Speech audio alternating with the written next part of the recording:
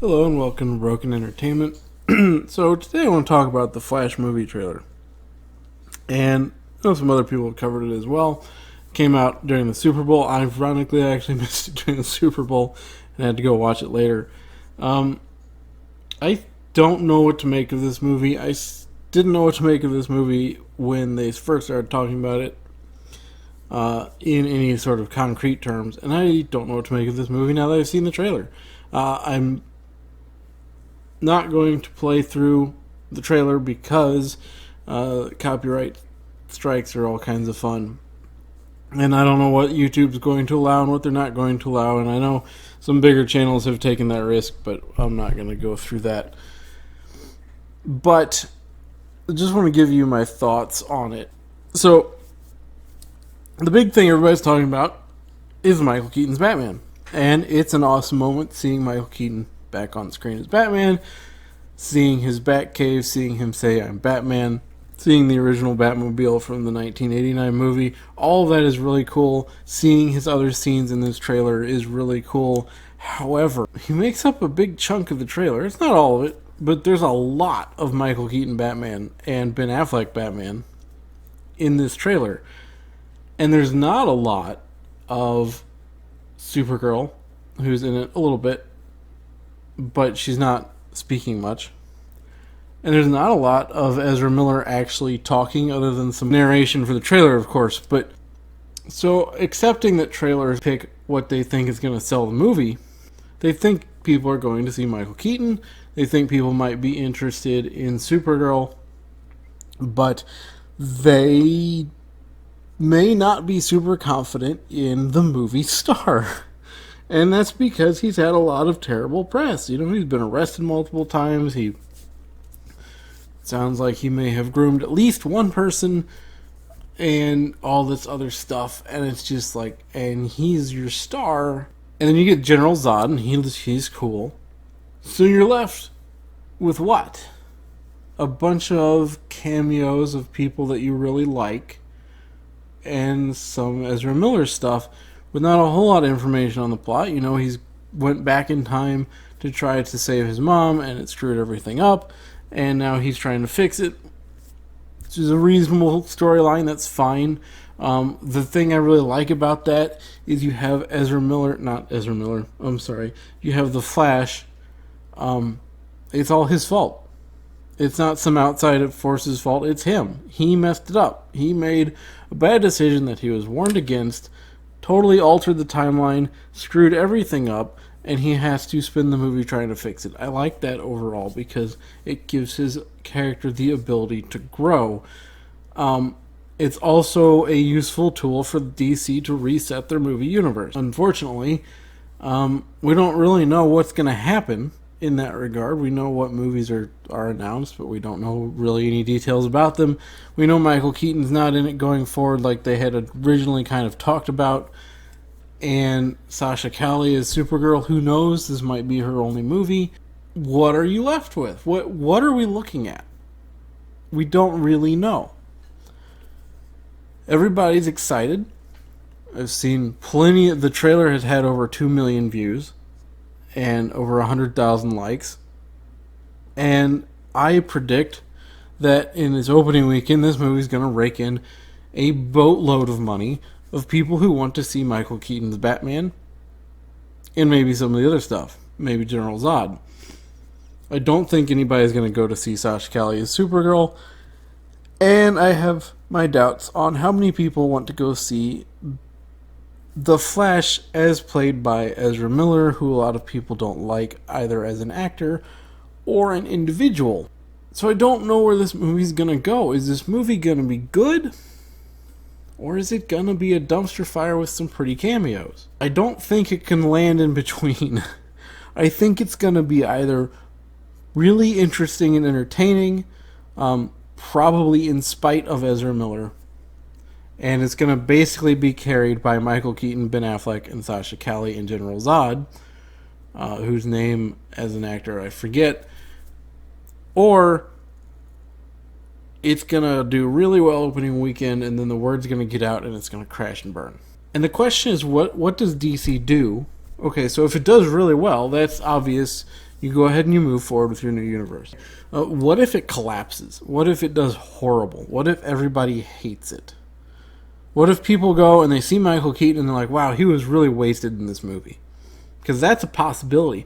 What if you go and you watch it and you see it and you love Michael Keaton's parts and everything else you don't like, and you go, Michael Keaton, you brought Michael Keaton back for this. What do?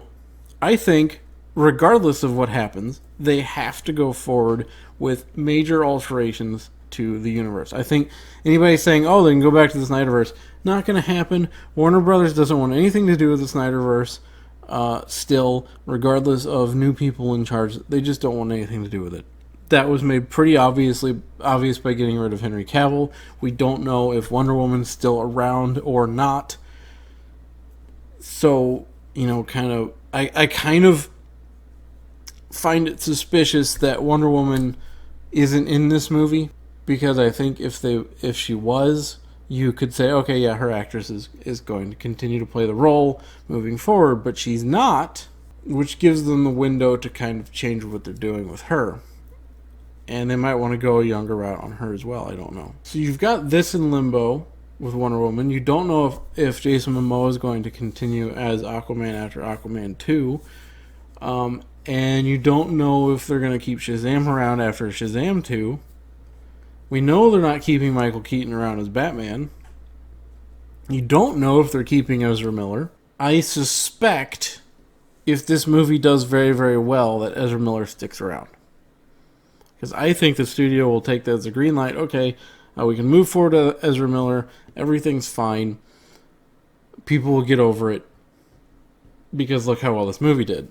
Taking completely the wrong cues because it's Warner Brothers and that's what they do. And if it does poorly, I think Ezra Miller gets fired. Or, well, he won't be fired. He'll be quietly not rehired. And I watched the trailer and I'm like, I like Michael Keaton's fight scenes. I don't know about Sasha Calle's fight scenes yet. CGI looks a little wonky on it, if we're being honest, but I do like Supergirl being in a movie. I don't like that she's race swapped for no reason in particular. The actress seems okay from the limited amount we get to see her, and actually speaking and interacting. General Zod's gonna be awesome. He was awesome before. So the big question mark is, how does this movie's plot work? I think, even though it sounds convoluted, I think it's going to be pretty straightforward. Man goes back in time, man screws up timeline, man fixes timeline. So I don't actually think it's going to be all that complicated. The question is really going to be, does this movie do fine with Ezra Miller or in spite of Ezra Miller? And how does Warner Brothers take that answer? Or, of course, it can crash and burn. My suspicion, and we don't have anything to go off with this trailer, my suspicion is the movie does fine. I think Michael Keaton is enough to carry large chunks of this movie, and Ben Affleck bridges that gap a little bit as well. I think the action scenes that we are exposed to, I think those look entertaining. This fight scene that's happening at high speed, of course, because it's a Flash movie. And you get the new Batwing, which looks pretty cool. I like the coloration. I like... Alright, let's stop here for a second. See this down here? This looks terrible. This CGI is awful.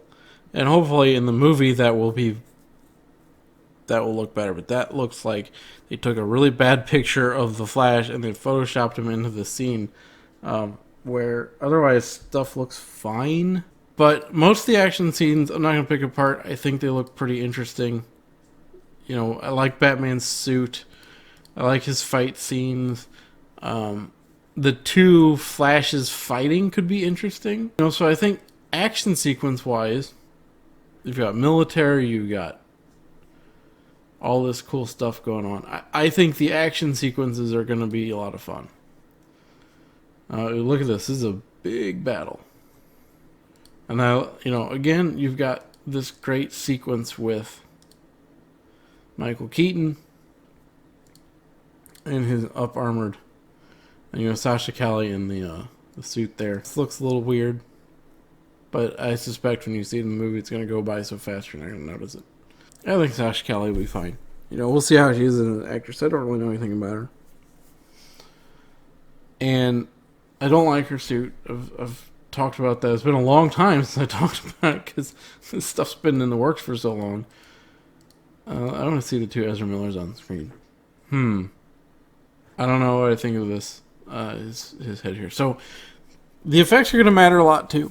But I think the action sequences look entertaining. And if the action sequences are fun, and Michael Keaton is fun, and Sasha Calle is at least reasonably fun, and General Zod is fun, I think the movie does fine regardless of how people feel about Ezra Miller. Well, let me know what you guys think. I don't know what to expect from this movie. I've got my suspicions. I think some people are going to hate it because they don't like Ezra Miller and his acting, and I think some people are going to see this man right here, and they're going to love it.